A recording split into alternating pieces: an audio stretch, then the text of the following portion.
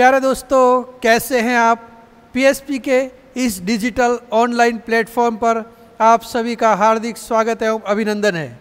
जैसा कि हम डेली करंट अफेयर्स में विश्व, भारत और राजस्थान के करंट अफेयर्स से आपको रूबरू करवाते हैं, प्रतियोगी परीक्षा के दृष्टिकोण से महत्वपूर्ण इस क्लास में आप सभी का हार्दिक स्वागत है। आज की हमारी जो पहली खबर है वो संबंधित है भारत वियतनाम समझौते से। भारत और वियतनाम के बीच में अपनी रणनीतिक साझेदारी को बढ़ाने के लिए 9 महत्वपूर्ण समझौतों पर हस्ताक्षर किए गए हैं और ये जो 9 महत्वपूर्ण समझौते हैं इसके तहत हम लोग जो है वो 2024 से 2028 के दौरान व्यापक रणनीतिक साझेदारी के कार्यान्वयन के लिए दोनों देशों के बीच में एक कार्य योजना पर सहमति बनी है। इसमें कृषि सहयोग, उसके अलावा मीडिया सहयोग तथा रणनीतिक साझेदारी के तहत जो है वो भारत और वियतनाम महत्वपूर्ण तरीके से आगे बढ़ रहे हैं। दोस्तों, आप लोगों को पता ही है कि भारत और वियतनाम का जो द्विपक्षीय व्यापार है वो 15 अरब अमेरिकी डॉलर तक पहुंच गया है तथा आने वाले समय में जिस प्रकार से भारत एक उभरती हुई अर्थव्यवस्था है उसी प्रकार से वियतनाम भी एक उभरती हुई अर्थव्यवस्था है तथा दोनों के हित जो है वो भी हिंद महासागरीय क्षेत्र के अंदर साझा हित हैं और इसे देखते हुए जो है वो भारत और वियतनाम का यह समझौता महत्वपूर्ण है। आज की जो अगली महत्वपूर्ण खबर है वो travel and tourism development index 2024 से संबंधित है। दोस्तों, travel and tourism development index 2024 जो है वो वर्ल्ड इकोनॉमिक फोरम द्वारा यह जो इंडेक्स जारी किया गया है और इस इंडेक्स में 2024 में भारत को 39वां स्थान प्राप्त हुआ है। यानी अगर अपन लोग देखें तो विश्व के 119 देशों के आधार पर यह इंडेक्स जारी किया गया। ऐसे देश जहां पर जो है वो यात्रा करना सुगम है तथा वहां पर्यटन के दृष्टिकोण से प्राथमिकता वाले देश हैं, तो ऐसे 119 देशों में से भारत को कौन सा स्थान प्राप्त हुआ है, तो भारत को इसमें 39वां स्थान मिला है। आज की जो अगली महत्वपूर्ण खबर है दोस्तों वो कर्नाटक से संबंधित है और कर्नाटक की सरकार ने एक नई साइबर सुरक्षा नीति लॉन्च की है। और ये साइबर सुरक्षा नीति क्यों लॉन्च की गई है, क्योंकि जिस प्रकार से अपराध बढ़ रहे हैं और इन अपराधों के बढ़ते हुए अपराधों से कैसे निपटना और इसके लिए राज्य के जो डिजिटल बुनियादी ढांचा है उसकी सुरक्षा के लिए एक व्यापक साइबर सुरक्षा नीति लॉन्च की है और ये नीति जो है वो अपराधों से निपटने में कर्नाटक में महत्वपूर्ण भूमिका अदा करने जा रही है। आज की अगली जो महत्वपूर्ण दोस्तों खबर है वो वर्ल्ड बैंक ग्रुप से संबंधित है। वर्ल्ड बैंक ने सोमालिया के लिए 125 मिलियन यूएसडी का अनुदान मंजूर किया है। सोमालिया के पशुपालक, सोमालिया की 90,000 महिलाओं के लिए जिस प्रकार से वर्ल्ड बैंक जो है वो अनुदान जारी कर रहा है और उसके पीछे का कारण ये है क्योंकि आने वाले समय में कैसे जो है वो सोमालिया कर्ज से बाहर निकले और कैसे वहाँ पर विकास को गति दी जाए, तो वर्ल्ड बैंक ने सोमालिया के लिए 150 मिलियन यूएसडी का अनुदान मंजूर किया है। आज की जो हमारी अगली महत्वपूर्ण खबर है वो संबंधित फिर वर्ल्ड बैंक से संबंधित है और वर्ल्ड बैंक ने जो है वो इथोपिया के लिए वित्तीय समर्थन दिया है। तो वर्ल्ड बैंक की बोर्ड ने इथोपिया के लिए 1.5 बिलियन डॉलर के वित्तीय पैकेज को मंजूरी दी है जो देश के लिए पहली बार बजट समर्थन लैंडिंग का प्रतिनिधित्व करता है। तो इस प्रकार वर्ल्ड बैंक के तहत अगर अपन लोग देखें तो 1.5 बिलियन डॉलर का वित्तीय पैकेज किसके लिए मंजूर किया है, इथोपिया के लिए मंजूर किया गया है। दोस्तों, अब अपन लोग आज की अगली महत्वपूर्ण खबर की तरफ हमारा रुख करते हैं और ये खबर जर्मनी से संबंधित है। ठीक है, तो जर्मनी जो है वो 18वें सदस्य देश के रूप में यूएन कमांड में शामिल हुआ है। औपचारिक रूप से यूएस के नेतृत्व वाली यूएन कमांड जिसको यूएनसी नाम दिया गया है, इसमें 18वें आधिकारिक सदस्य देश के रूप में जर्मनी शामिल हो गया है। यह 1 दशक से अधिक समय में बहुराष्ट्रीय बल का पहला विस्तार है। ठीक है दोस्तों, तो कोरियाई युद्ध के युद्ध विराम की देखरेख करने के लिए यूएनएससी का गठन जो है वो 1950 से 53 में किया गया और जर्मनी जो है इसका प्रवेश अभी हुआ है। जर्मनी का प्रवेश उत्तर कोरिया के सैन्य खतरों का मुकाबला करने के लिए समान विचारधारा वाले देशों के साथ सहयोग बढ़ाने के दक्षिण कोरिया के प्रयासों के अनुरूप है। आज की अगली महत्वपूर्ण खबर हैदराबाद से संबंधित है। तेलंगाना के मुख्यमंत्री रेवंत रेड्डी ने हैदराबाद में एक नए अंतर्राष्ट्रीय क्रिकेट स्टेडियम के निर्माण की घोषणा की है और यह स्टेडियम हैदराबाद के बाहरी इलाके बेगरिकचा में यंग इंडिया स्किल्स यूनिवर्सिटी के शिलान्यास स्थल के पास बनाया जाएगा। राज्य सरकार तेलंगाना में खेलों को बढ़ावा देने के लिए प्रतिबद्ध है और इसी के तहत मुख्यमंत्री रेवंत रेड्डी ने हैदराबाद में एक नए अंतर्राष्ट्रीय क्रिकेट स्टेडियम के निर्माण की घोषणा की है।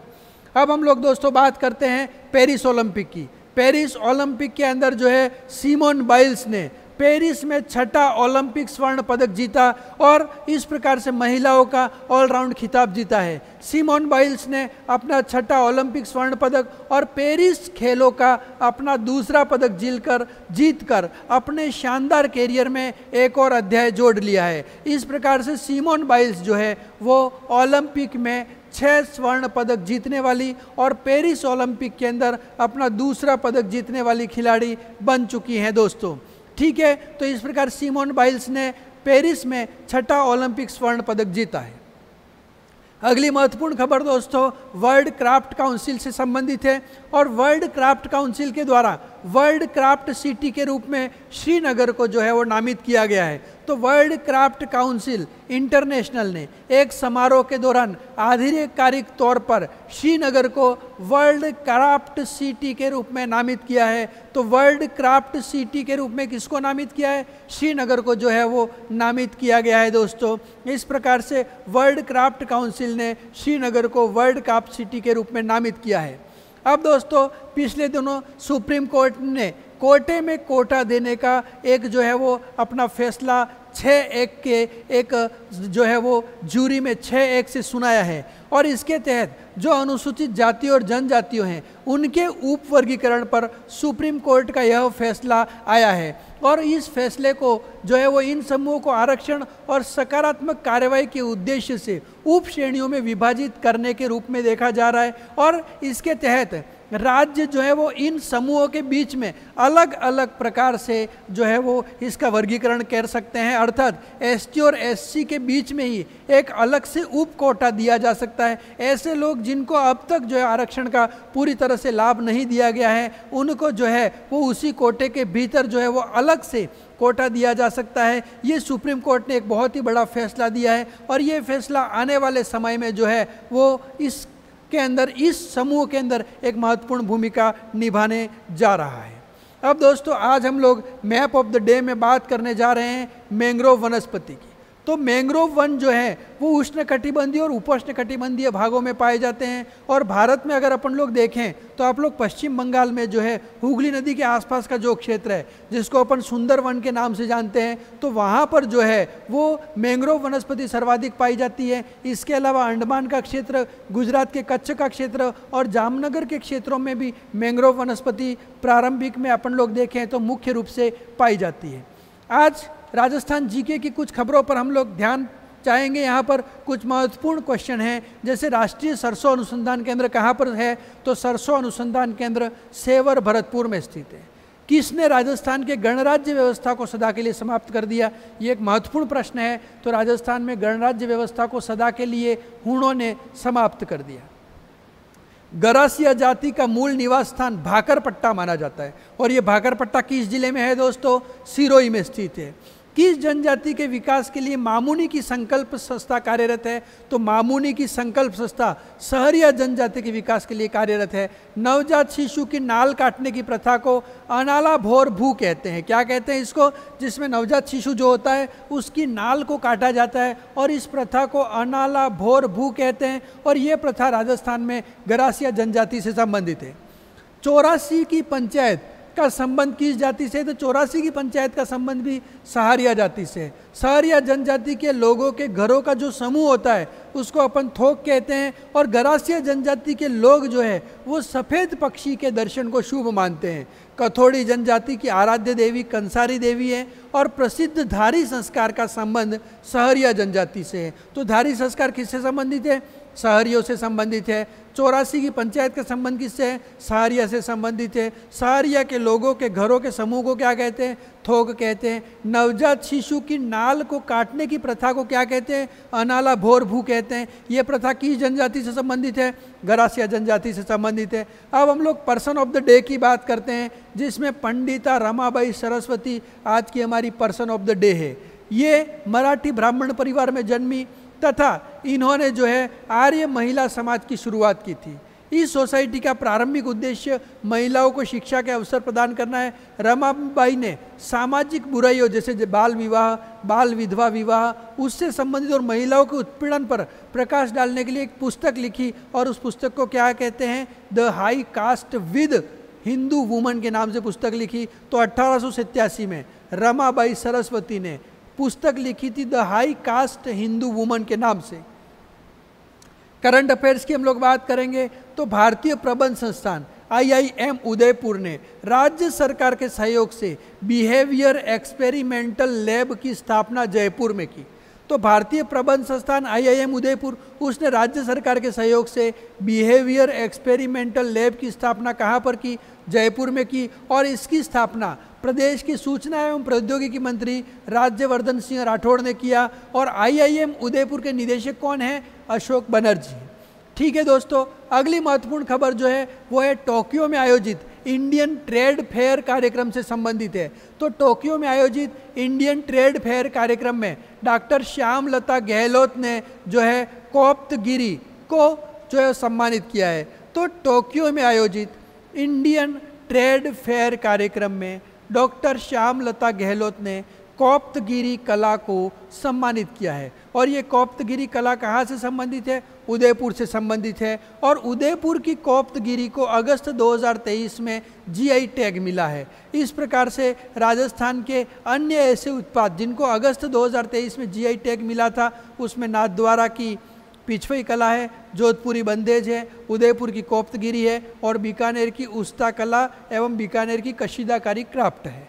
ठीक है, तो इस प्रकार से उदयपुर की कोप्तगिरी कला को अगस्त 2023 में GI टैग मिला है। और इसी कोप्तगिरी को जो है वो टोक्यो में आयोजित इंडियन ट्रेड फेयर कार्यक्रम में डॉक्टर श्यामलता गहलोत के द्वारा कोप्तगिरी है ना को जो है वो उदयपुर को सम्मानित किया गया है।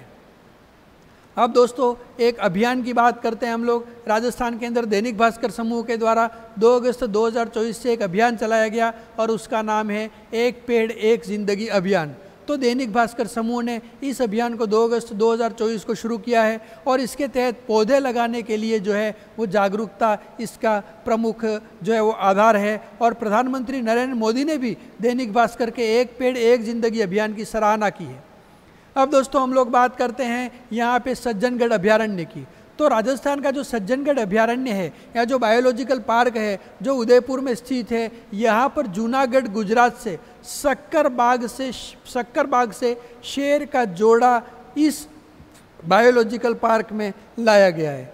ठीक है दोस्तों, तो इस जोड़े में शेर का नाम क्या रखा गया है? सम्राट। और शेरनी का नाम क्या रखा गया है? सुनैना।